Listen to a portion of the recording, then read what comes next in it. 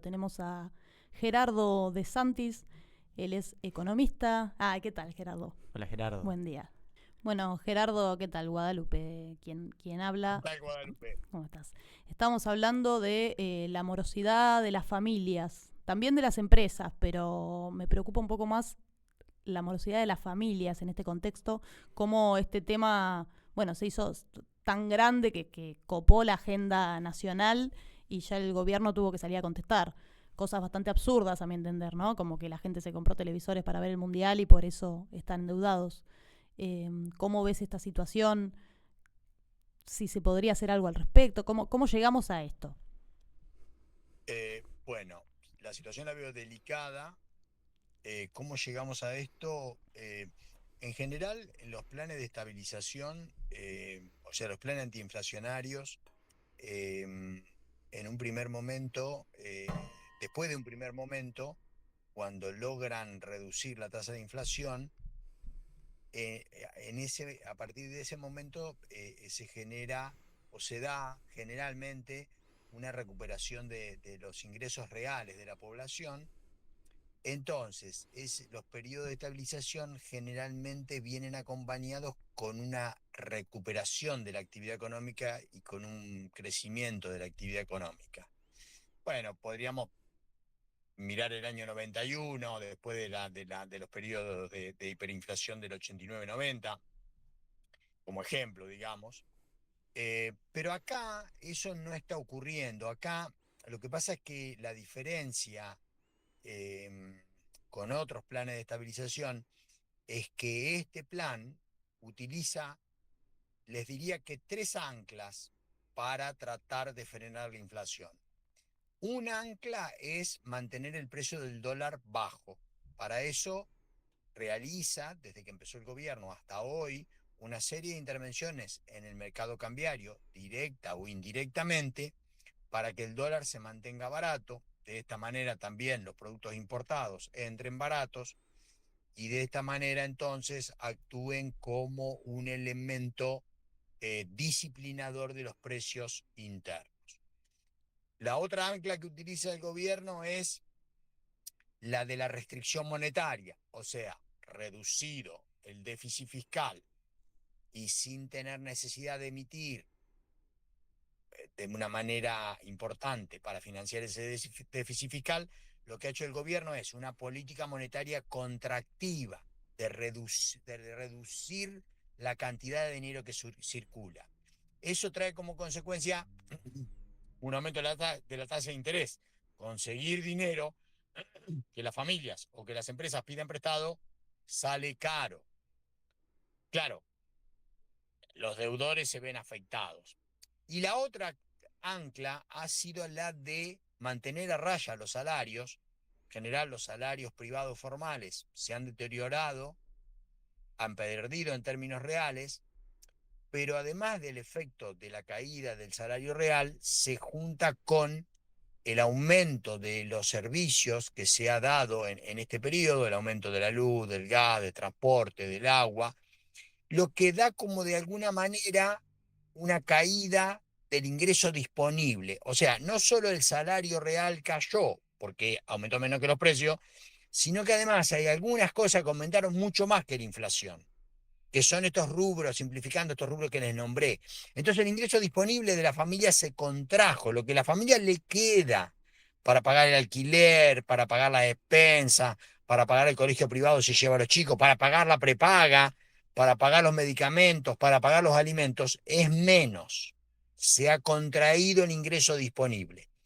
¿Qué ha hecho buena parte de la sociedad argentina para enfrentar esta situación? Algunos han apelado a consumirse parte de sus ahorros y cuando se les acabó y quisieron mantener cierto nivel de vida como venían, se empezaron a endeudar. Y quienes no tenían ahorros directamente se fueron endeudando. Claro, se fueron endeudando en un momento donde las tasas de interés, estoy hablando de un año y medio atrás, estaban relativamente bajas. Pero el gobierno tomó una serie de medidas contractivas de la liquidez que hicieron que las tasas de interés se fueran a las nubes.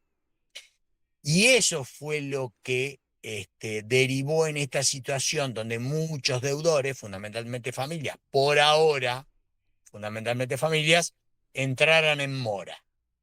O sea, no pueden pagar y tienen atrasos de una o varias cuotas de su crédito. Entrar en mora implica a su vez que la tasa de interés vuelva a subir, porque los bancos para cubrirse, o las financieras para cubrirse, le cobran más caro de interés a los deudores regulares. Pero al cobrarle más caro, hay más gente que entra en mora. Bueno, se armó un círculo vicioso ahí que derivó en esta situación que estamos viviendo hoy. La respuesta del gobierno, como bien dicen ustedes, no son atinadas porque están un problema que se ha hecho muy grande, afecta a 6 millones de morosos, 20 millones de endeudados. Evidentemente no puede ser un problema de malas decisiones individuales. Cuando el problema abarca el grueso del sistema económico, el problema es de la política económica que se está aplicando, evidentemente. El momento dije al principio que era delicado porque la cuestión está traspasando al sistema productivo, porque hasta acá, como bien dijeron también, el grueso de la mora está focalizado en las familias. Y las empresas tienen bajo nivel de mora, pero si uno, que está en el 4% por ahí, pero cuando uno mira más en detalle se encuentra que las pymes están con 8%. Y está empezando a crecer. O sea, los sectores productivos, pequeñas y medianas empresas de todos los rubros, están entrando también en mora y ya ahí se le va a hacer un problema grave al gobierno esta situación. No sé si fui claro, se entendió. No, clarísimo, Gerardo. Digo, cuando uno, estos tres pilares que mencionabas del dólar bajo, digo, la restricción monetaria y mantener a raya los salarios, digo, hay una pérdida del poder adquisitivo real que es notoria y en esto que mencionás y que tal vez todos los que, la audiencia también que está ahí del otro lado, estamos muy atravesados donde el costo de vida de lo básico, digo, ¿no? De estos servicios principalmente, que incluso entiendo que justamente hay una parte que no está contemplada en la inflación, justamente porque es ese índice que generó alguna discusión y que implicó la salida de la Baña en lo que tiene que ver con la gestión de Milei. Ahora, en este escenario que se viene, ¿no? Y donde empieza tal vez a haber alguna zozobra en el sistema productivo.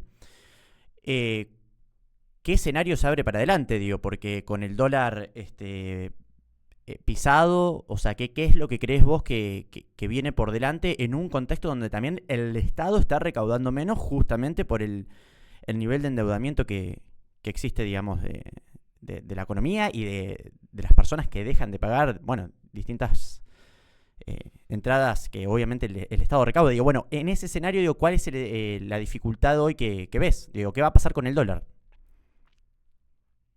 Está bien lo que agregás, porque en realidad la mora es sobre lo que consideramos como sistema financiero, pero en realidad hay gente que ha entrado en mora con el consorcio de departamento y no está pagando la despensa de donde vive. Hay gente que ha entrado en mora con el colegio donde lleva a sus hijos y no está pagando, está atrasado con las cuotas del colegio. Hay gente que entra en mora eh, así en distintos rubros bueno, con la informalidad, con el prestamismo, con los prestamistas informales que no aparecen registrados. O sea que el problema es significativo lo que uno ve y formal, pero en realidad es mucho más profundo. Lo que yo veo es que en cierta medida que la economía funcione en un nivel de actividad plana, yo creo que es algo buscado por el gobierno, porque de esa manera también se ayuda para su lucha contra la inflación. O sea, el gobierno no está logrando tomar la inflación, llevarla al 0,5, a un número que pretende. Para eso utiliza las tres anclas, pero también con ese objetivo, yo les diría que el gobierno sabe muy bien la teoría keynesiana y sabe muy bien que si hay una contracción de ingresos de una buena parte de la población, eso va a llevar a una recesión de la economía. Y eso lo utilizan para también ayudarse en su lucha contra la inflación. Lo que yo veo y que creo que... perdón, y otra mora más que hay, que me había olvidado porque la citaste vos, es la mora con los sistemas tributarios. O sea, la gente que está en mora es mucha madre que aparece contra el sistema financiero. Dicho esto, y yendo a la pregunta, lo que yo veo es un problema grave en tanto y en cuanto esto vaya afectando a las empresas. Está ocurriendo. Las empresas, bueno, lo hemos visto todo, a esta altura van 30.633 empresas que cerraron desde que está Milei, de distintos rubros de actividad económica, y profundizándose la mora de las familias, si las familias están en mora, difícilmente se recupere la actividad o la demanda, mejor dicho, con lo cual las empresas están con un nivel de demanda estancado y les están aumentando los costos, porque le está aumentando la luz, le está aumentando el gas, le está aumentando el agua, o sea, tienen costos crecientes y no hay demanda. Entonces, las empresas también empiezan a no pagarle a un proveedor, no pagarle a otro proveedor.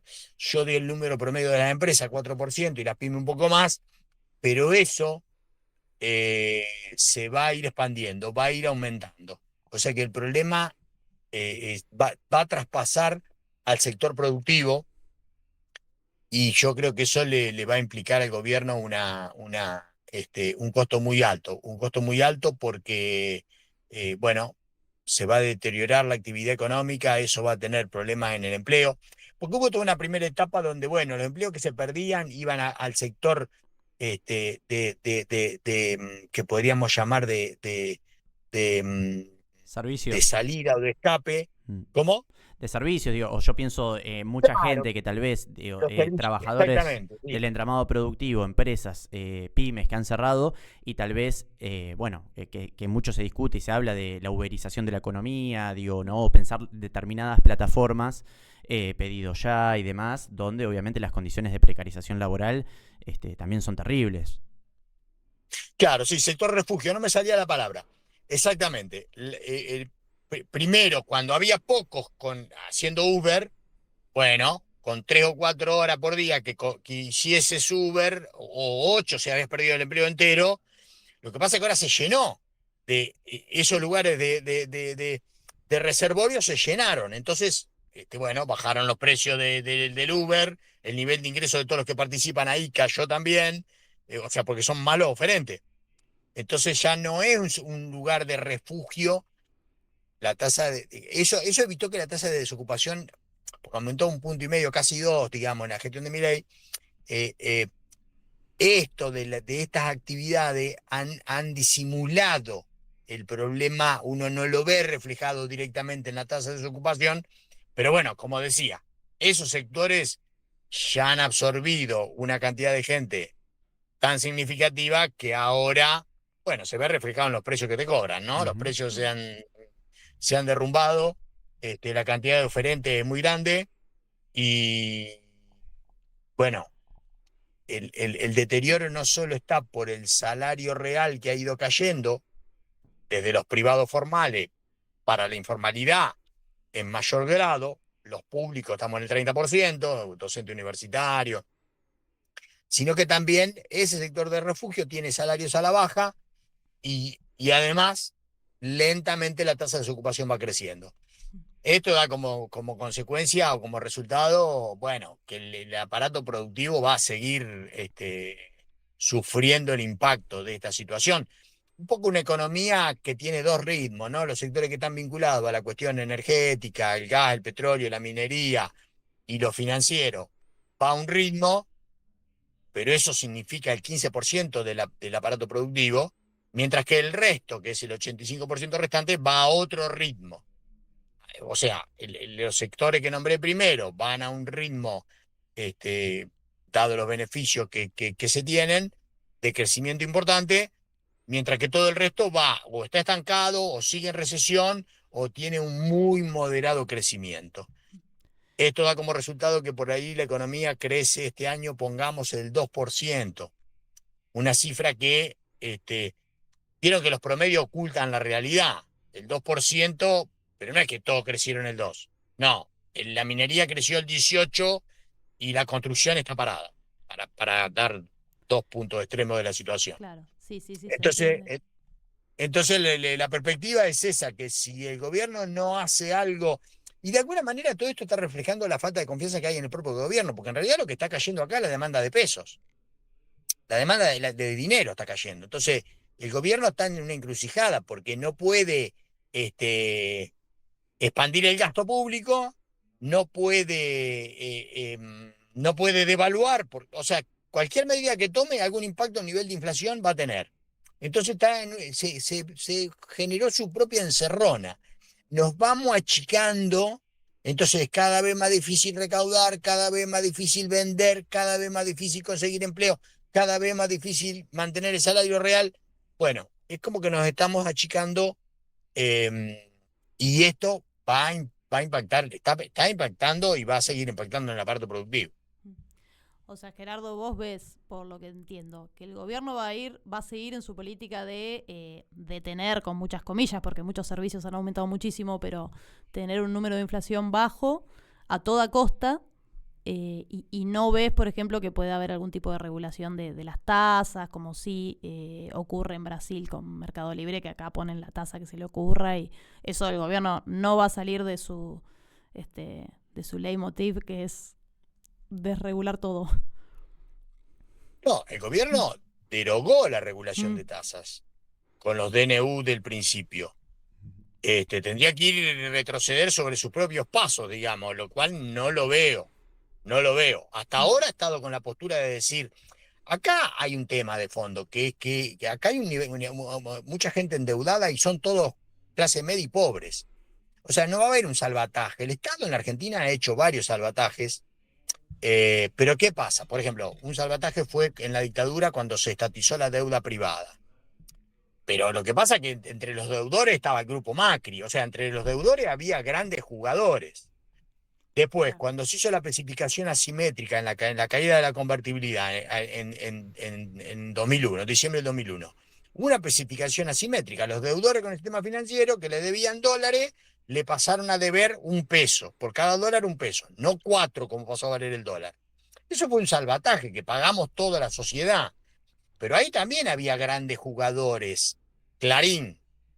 Acá los endeudados somos todos pobres. No va a haber salvataje. No va a haber salvataje. Por eso, digamos, el Estado nunca es neutro. Esta cuestión de que del Banco Central independiente, el Estado reducido a la mínima expresión y que no intervenga, todo eso es mentira. No hay. El Estado siempre interviene y juega a favor de unos o de otros. ¿No? Es así siempre.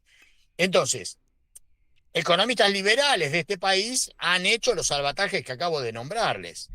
Bueno, sí, va en contra de la teoría liberal por el riesgo moral, porque si vos salvás a los endeudados, después los otros se endeudan otra vez, pero sin embargo los salvaron. Y los blanqueos tienen la misma lógica.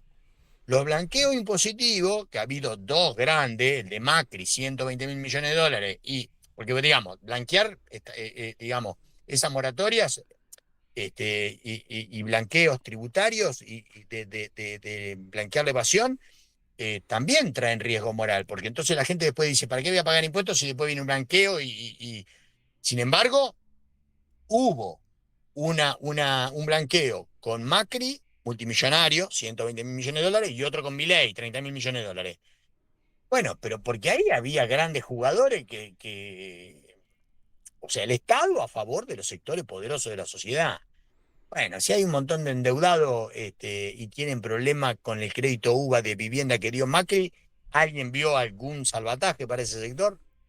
No. No, porque éramos todos los vecinos que nos habíamos comprado una casa, un departamento, 100.000 dólares, 150.000 dólares, todo chiquitaje, digamos.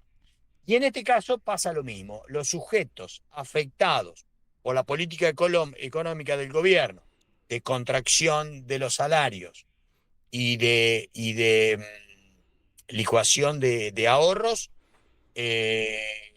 en general es clase media, media baja y pobres. Eh, no creo que el gobierno los haga un salvataje para estos sectores. Clarísimo, Gerardo. Bueno, un poco desolador, pero clarísimo. este, es así, es así. Eh, Tengo un amigo que trabaja en una radio y regularmente me entrevista y después me dice, bueno, basta, mejor pongamos música. Y, claro. Bueno, 1.000.000 de gracias. Gracias por pasar acá por Dios Osvaldo y esperamos no, tenerte en otro momento. Sí, te vamos a llamar seguido, Gerardo, porque claramente el tema da para seguir largo y tendido, digo, y podríamos hablar de un montón de otras cosas, así que bueno, queda el contacto para una nueva misión y tal vez para que obviamente puedas venir acá al piso y bueno, y seguir charlando de economía y de las cosas que tanto nos afectan en la diaria, digo, a todos los argentinos y argentinas. tengan un tema musical para arriba cuando termino. Excelente. Sí, bueno, Gracias a ustedes. Gracias, Gerardo. Gracias. Nos vemos. Hasta luego. Bueno, ahí lo teníamos a Gerardo De Santis, economista, profesor de distintas universidades nacionales e investigador, sí, que nos atendía desde el auto en medio de sus clases, ¿no? Lo que es la dedicación. Muchas gracias. Nos están escribiendo por YouTube, por nuestro canal 2050 Stream. Pueden dejar ahí los comentarios y preguntas, pueden dejar lo que quieran, pueden ponernos qué lindo, chicos, qué bárbaro todo, pueden bardearnos, pueden hacer lo que quieran. Así que bueno, les agradecemos a Roma, Marcela, Daniela, Alejandra, Belén, Federico. Bueno, está a full el chat. Y bueno. Y este es un tema también, digamos, muy convocante. Lo que se viene ahora también, que ahora vamos a hablar de lo que se viene, digo, pero en concreto lo que impacta en la economía. Estamos hablando obviamente de las plataformas, el endeudamiento, particularmente un modelo económico que claramente que es financiero y neoliberal, que no presta atención al aparato productivo, todo lo que decía De Santis, las tensiones que empieza a haber no solo en la familia, sino también en pymes y en la industria. Y me parece que se abre ahí todo un campo de discusión. No nos quedó tiempo para seguir preguntando, porque obviamente hay mucho contenido en el programa, pero sin duda, me parece que hay un montón de interrogantes que se podría pensar de cara a un próximo gobierno, incluso un gobierno popular, cuál sería la agenda de los principales problemas económicos que tiene la Argentina y a los cuales habría que atender, incluso a lo que se mencionó al pasar, por ejemplo, el endeudamiento con el Fondo Monetario Internacional. Digo, ¿no? Me parece que hay un montón de cosas en la agenda de lo que tiene que ver con la nueva política económica, con lo que obviamente le pasa a este gobierno, pero también con los escenarios que se vienen para adelante y que eso implica una discusión que, bienvenido sea, que va a ser muy interesante. Sí, totalmente, porque ya estamos viendo que respuestas en el gobierno no va a haber. Va a haber que pensarlas, sí, eventualmente hay algún cambio cuando sea, ya sea el año que viene, dentro de 4 años, cuando sea. Y después lo último que quería decir con respecto a lo de Gerardo, es interesante esto que decía él de, bueno, hay toda una cadena de pagos. Yo tengo un pequeño emprendimiento, es una librería, no estoy lejos de las grandes empresas, pero claro, es una cadena de pagos donde si yo no le pago a la distribuidora no le paga a la editorial no le paga a los diseñadores no le pagan algo así, y al autor, entonces, claro, digo, la verdad que es todo y después cada uno de esos actores tiene que pagar cosas también, entonces ya no pagan sus servicios, y realmente se arma una bola que bueno, que va mucho más allá de una familia que pidió un préstamo a una app.